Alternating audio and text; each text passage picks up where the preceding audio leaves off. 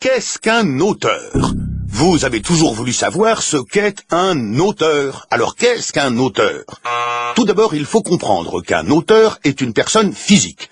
En conséquence, il ne peut s'agir ni d'une coccinelle, ni d'un simple cerveau sans rien autour, ni même encore plein de cerveaux regroupés sous un même nom.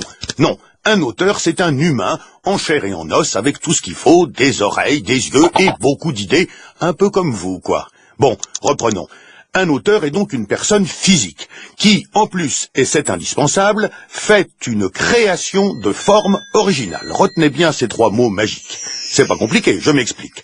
1. La création. Ah, la création, c'est quand ça vient de l'intérieur, que c'est tout nouveau et que ça n'a pas été fait avant vous. Non, vous ne serez jamais l'auteur de la Joconde, c'est déjà pris. Ni l'inventeur de l'eau chaude, d'ailleurs, tout le monde peut en faire autant. 2. La forme. C'est très important, la forme. Et oui, être auteur, ce n'est pas seulement utiliser son esprit chaque jour et même souvent chaque nuit.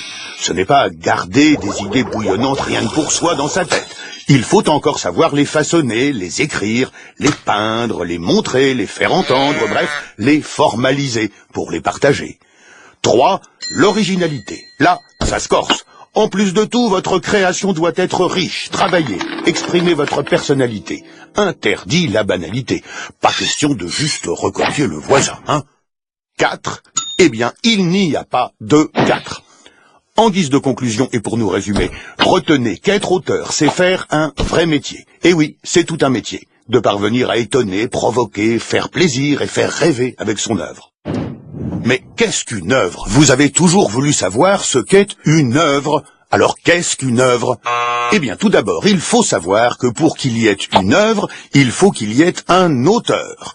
Donc il y a au départ un humain qui a fait une création. Une création qu'il partage avec le public sous forme de films, de musique, de livres, de documentaires, de chorégraphies, de photos, de pièces de théâtre, de peintures, que sais-je. C'est ça une œuvre. Alors, ce qui est très spécial et formidable avec une œuvre, c'est que dès qu'elle existe, hop, on peut la reproduire et la représenter. Retenez bien ces deux mots magiques. C'est pas compliqué, je m'explique. 1. La reproduction. C'est comme dans la nature. Se reproduire, c'est faire des petits. Dans notre cas, l'œuvre est recopiée, reproduite sur un support. J'ai bien dit recopier, hein, pas pirater. C'est interdit de pirater, vous vous rappelez. Bon, reprenons. Donc, quand l'œuvre originale se multiplie, vous la retrouvez dans les magasins en plein d'exemplaires et aussi évidemment sur Internet. 2. La représentation. Représenter une œuvre, c'est la partager avec des gens. Ça peut se passer dans une salle de cinéma, sur une scène ou même à la maison. Par exemple, quand vous regardez la télé en famille. C'est le cercle familial, comme on dit. Alors, qu'il s'agisse de reproduction ou de représentation, c'est l'auteur qui décide où, quand, comment et par qui son œuvre va être utilisée.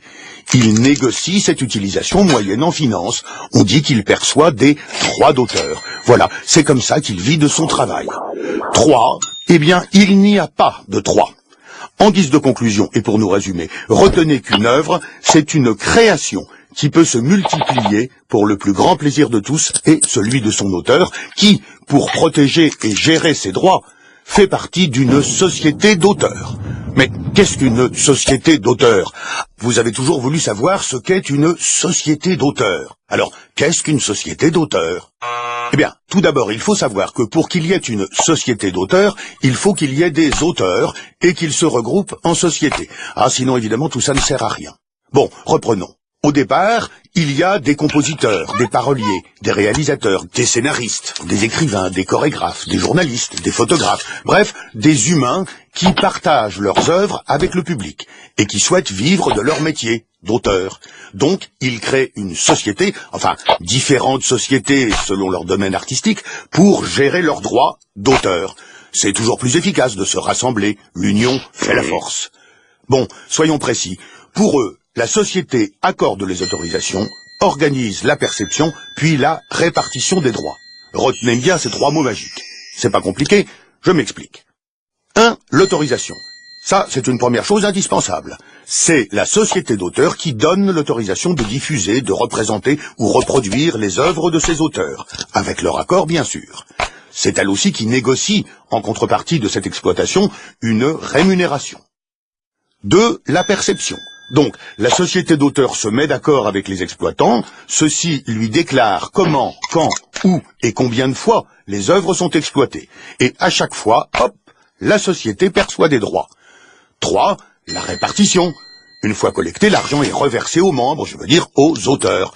Un peu ou beaucoup d'argent, selon que leur œuvre a été ou non beaucoup diffusée, représentée, reproduite. Enfin, vous voyez quoi, hein. 4. Eh bien, il n'y a pas de 4. En guise de conclusion, et pour nous résumer, retenez qu'une société d'auteurs est créée par et pour des auteurs, et qu'elle est indispensable pour faire vivre les auteurs, qu'ils soient stars ou inconnus, célèbres ou débutants. Mais qu'est-ce qu'un auteur débutant? Ah, ça, eh bien, peut-être vous. Voici Monsieur Vous et Moi. Monsieur Vous et Moi achète souvent un support vierge pour recopier chez lui du son, de l'image et parfois les deux en même temps. Comme beaucoup de gens, quoi. Et comme beaucoup de gens, Monsieur Vous et Moi fait ça sans savoir ce qu'est la copie privée. Et pourtant, ce n'est pas compliqué. Quand Monsieur Vous et Moi achète ce fameux support vierge pour recopier du son, de l'image et parfois les deux en même temps, eh bien, une partie de son argent finance 4000 manifestations culturelles par an. Et puis une autre partie, rémunère les auteurs, les producteurs et les artistes-interprètes pour qu'ils puissent encore créer plein de nouvelles œuvres à recopier. Et voilà, c'était quand même dommage que Monsieur Vous et Moi ne sache pas tout ça.